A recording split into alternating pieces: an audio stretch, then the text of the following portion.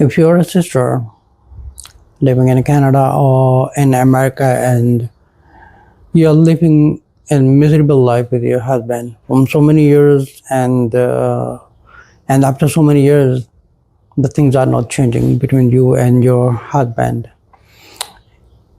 If you're just living under the threat or under domestic violence, and you are looking to get out of the relationship because your husband is keep threatening and harassing you and emotionally blackmailing you, and you are becoming mentally, psychologically sick from that person, you need to get a relationship without even thinking about the future, that regardless of anything, you really have to get out from the relationship, and you need to take a step, and you have finally make a determination, that's it. I'm not going to getting along with that. So if you're just living in America, the South America, or the Canada, and you're looking to get a relationship, your husband is not cooperative. He is harassing you, emotionally blackmailing you, abusing you, verbally abusing you, and also physically abusing you because of the fear that he might do something. You are not approaching the law enforcement. You need to get a relationship. Now finally you take a determination, you determine to get out of the relationship. You contacted the law enforcement. You got an OP, which is like an order of protection from the husband, and he's being removed from the family, or you are being removed from the family, and the government has given you a shelter with you or the children. If you have a children, they might give you the shelter or anything, and they try to come to work out with the social workers, and they help you out, and you have a DV report, and at the same time, after so many years, you have filed the uncontested and the contested divorce in the civil court of an American law. You have received your declaration and the divorce has been ended as a contestant or uncontested, but usually these kind of divorces are uncontested, because when it comes to the contestant, the husband usually what they do that they delay you, they emotionally blackmail you, they try to delay the case and just making you run around. They make your life miserable. And this is what happens. Now here's the thing, you have got the declaration of a divorce from the local court. Now here's the thing, you're a Muslim woman, we follow the Sharia law of Allah, we do not follow the law of the local civil court or anything. You have the regulation, but Islamically you are still married. So the procedure, if you're living in Canada or the USA, the procedure to get out of the relationship, to have a mentally relief from the bondage of the Sharia, you have to contact the Imam or the Mufti, who issues you official a document that shows that from this effective date you are being Islamically divorced. Believe me, that makes your life easy as a free bird getting out of the abusive life.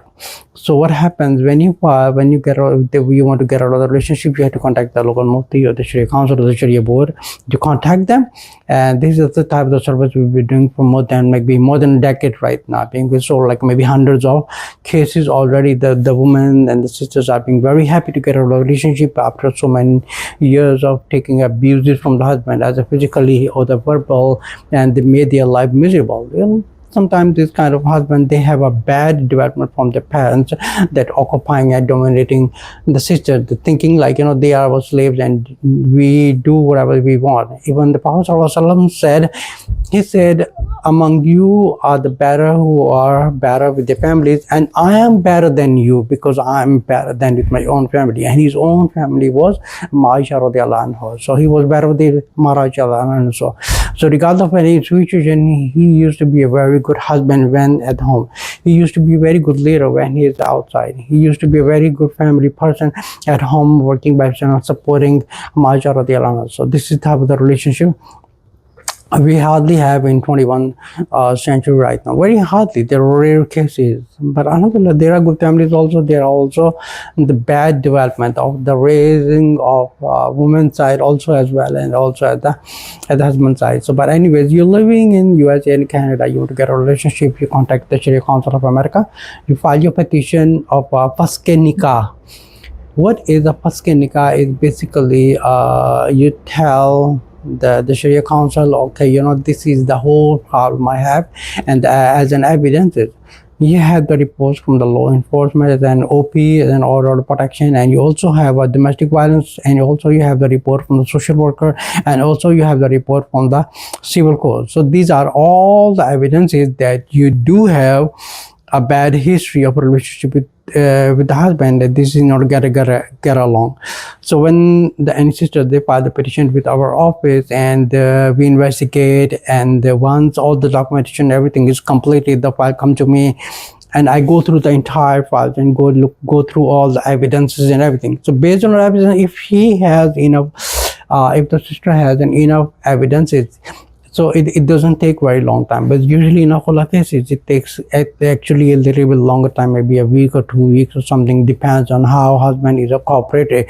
But in the matters of when it's a Faskh Nikah is easier than the Khula, because in the Faskh Nikah you do have the evidences of domestic violence. You have the evidences of a civil court.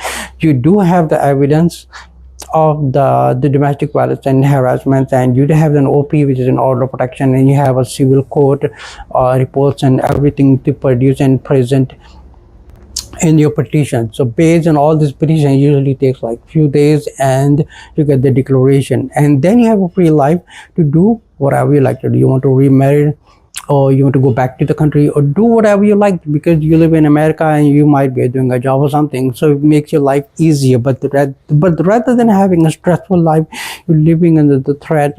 Believe me, this kind of relationship, it makes you mentally, psychologically sick, that it will end up in a mentally asylum if you do not get out of the relationship. But usually the most cases happen because of the verbal abuses by the husband as well as the wife. Verbal abuses, cursing each other and all these things. This is not the relationship. The man has to stay in his boundaries, and the woman has to stay in her boundaries, and the relationship makes a beautiful. But mostly in the most cases, it happens usually because the woman has a verbal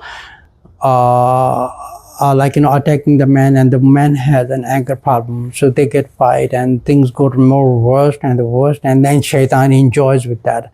So all the root causes is because how the woman was being raised in her family, and how the man was raised in his family. How is he taking care of the wife, and how the wife is taking care of the husband. If they both of them have the conflict, and sometimes it comes to the extent where they want to physically attack each other, beating each other, they end up both in a jail, astaghfirullah, in America, in Canada.